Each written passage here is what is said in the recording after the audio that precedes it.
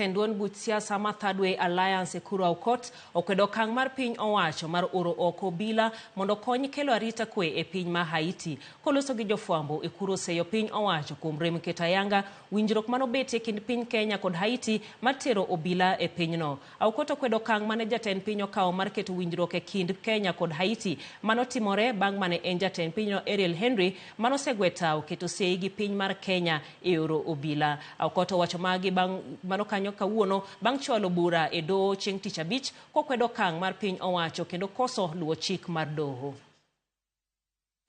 The whole question of Kenya's legitimacy in Haiti remains a big question.